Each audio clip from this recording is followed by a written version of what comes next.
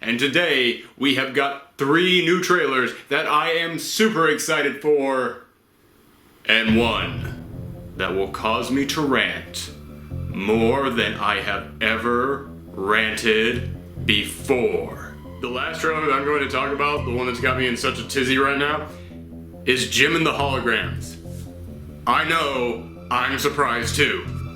But if you want to hear the entire rant, I'm gonna make it uncut right there in that little box. Just click it and it'll take you right to the video. You don't have to wait, it's already set and ready to go.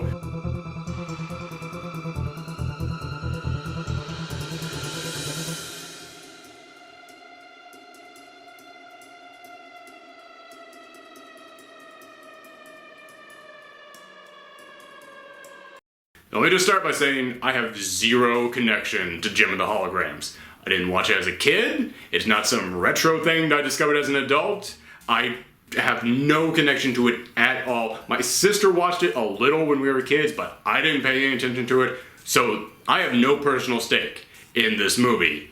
So when I watched this trailer, I was just like, yeah, alright, it just seems really bland and generic. There's nothing of any interest in this trailer. Like, this really seems by the numbers times 1,000. Like, one of the most by the number trailers I've seen in a long time. So yeah, as I said, no connection to Jim and the Holograms, no even knowledge of Jim and the Holograms. I know nothing of the fiction or the lore behind that series. But you know what I am? I'm a geek, and proud of it. In fact, I'm Professor Geek. I'll look out for all the good little geek girls and boys out there, alright? And I might not have any knowledge of Jim and the Holograms, but you know what I do know something about? When your fandom gets totally screwed over. And so I decided to do some research.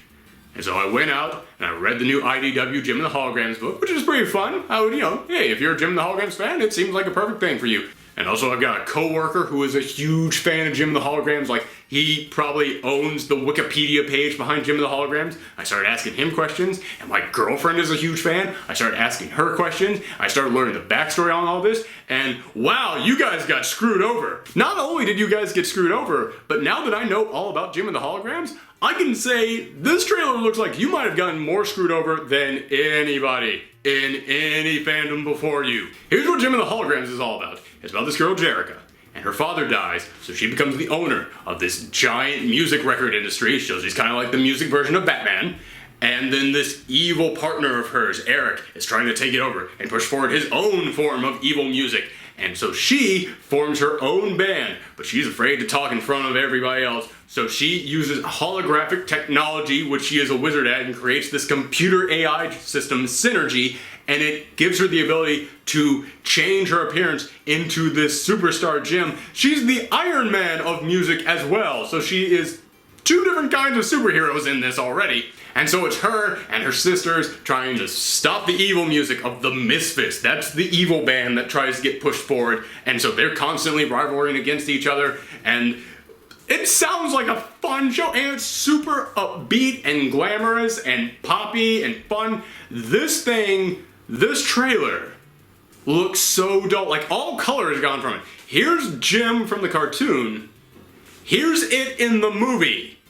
You know what they did?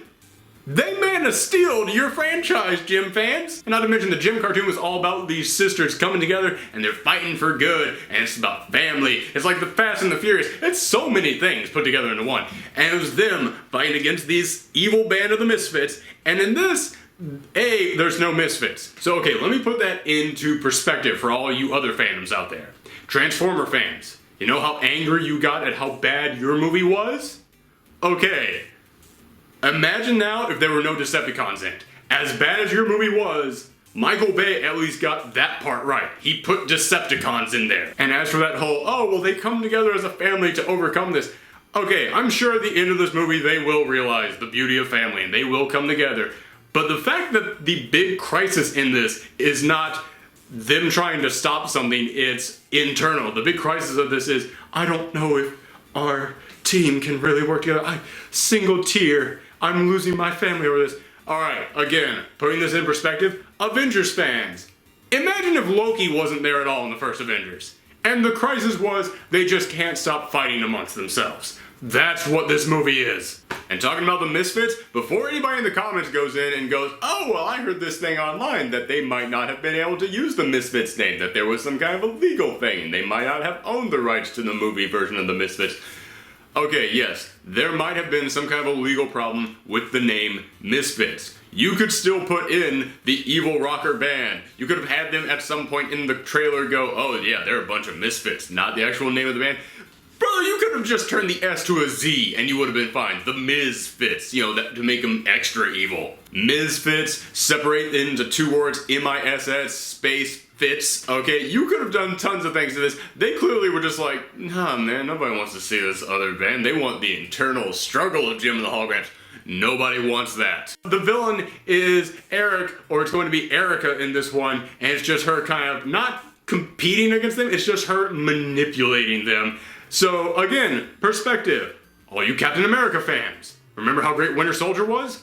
Alright, now imagine if Winter Soldier didn't have the Winter Soldier or Crossbones or Hydra in there. It was just Robert Redford's character in there, and the whole movie was nothing but him going to Captain America's like, hey man, you should really give up on this whole freedom thing. The Avengers, they don't understand you like I do. And that was the movie. And the biggest part of all is that they took the hologram element out. They took synergy out of it. Like I said, the amazing thing about Jim and the Holograms is that it was like, okay, we're going to use science to make ourselves the biggest rock stars ever. They were walking laser Floyd shows, alright? This takes that out. They just now put on some really bad makeup in there. And, which by the way, speaking of that, anybody else find it weird that when she records herself in her closet, she also puts on the fake wig and the fake makeup? Is that weird? That seems kind of crazy to me. Is that something that everybody does and I'm just not aware of this? But okay, so they're taking that out of there too. So again, perspective, all you Teenage Mutant Ninja Turtle fans out there, remember how mad you were at what they did to the Turtles in the last one? How mad you were that it's like, oh, they made the Turtles so big. The Turtles aren't supposed to be that tall. Okay, imagine if the problem wasn't that they were tall, more of that they weren't turtles. Imagine if that in Teenage Mutant Ninja Turtles, it was just 4 teenage ninjas, and they just put on green ski masks and shell-shaped backpacks when they went out and fought crime. Alright, that's what they're doing in this movie to the Jim fans. But let's look beyond all that stuff about the flavor and the style and the flair of Jim and the Holograms. You know what Jim and the Holograms is at its core? It's a band. It's a group of girls in a band together making music. Their music, not covers, just their music. Their own original unique music. And what music do they play in this trailer? One Direction. And don't get me wrong, nothing wrong with One Direction. They're a bunch of hard-working boys, alright? Good for them. I applaud those guys, and please don't write me angry letters.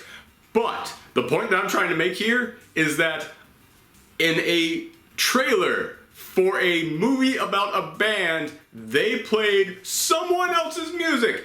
And again, you might think I'm over-exaggerating this, but let me put this into perspective for all you other geeks out there.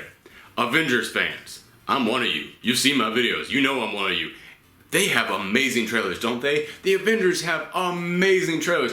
And you know in those Avengers trailers, when it gets to that point where it's like, oh, here comes that big action set. Here comes that big little shot of all them doing their action poses and their special moves. It's gonna be great. Imagine if it got to that build up to that, and it got to that moment, and then all of a sudden it cut away to a clip from Green Lantern, alright? An older property that's not theirs, alright? Imagine if they did that. How pissed would you be? And not to jump around too much, but let's get back to the fact that they are actually making a darker, dramatic, realistic take on Jim and the Holograms. Okay, first off, I'm not always opposed to the dark, dramatic, realistic take on something. It can be done. You want to do a dark, dramatic, realistic take on Batman? Sure, that actually makes a lot of sense. Works out perfectly. Daredevil? Sure, works out perfectly. Superman? I wouldn't be a fan of it myself, but I can see it working. G.I. Joe? Seems a weird thing to do, but they are military guys. I can understand you doing that fine. Okay, that can all work. Jim and the Holograms? The most colorful, sparkly thing from the 80s that you can possibly imagine. You're going to take all the color and sparkle out of it?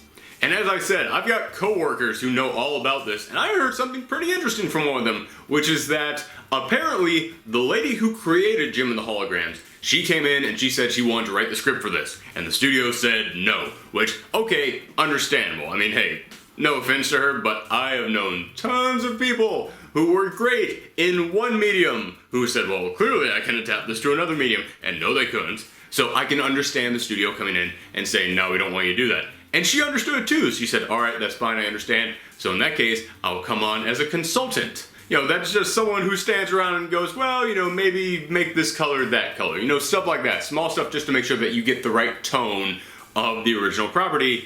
And the studio still said no. That to me says that they were ashamed of the original. Like, they're making a movie about this property that everyone loves, except for them, apparently. Just that alone smells like a cash grab if I've ever heard one, okay? This clearly was a bunch of people with no connection to this thing. They would just want to make cash off the name of it, so they just sat around and went, I know what we need to do with this. We need to go realistic. Nobody wants this sci-fi stuff. Nobody wants this super futuristic tech. That's not popular in any way, shape, or form. And can you actually think about what would have happened if they had played all of the color and the sparkle and the kitsch and the special effects and the lights and the sounds? If they had played all that up, if they had really leaned into this whole holographic CG special effect take on Jim the Hologram, you would have an upbeat, colorful, special effects filled story about a band that was full of humor. You would have had Scott Pilgrim. I just realized that's why I'm so upset about this. This was our chance to finally get Scott Pilgrim back. And you might want to say, well, Scott Pilgrim was a big flop at the box office. It made almost no money.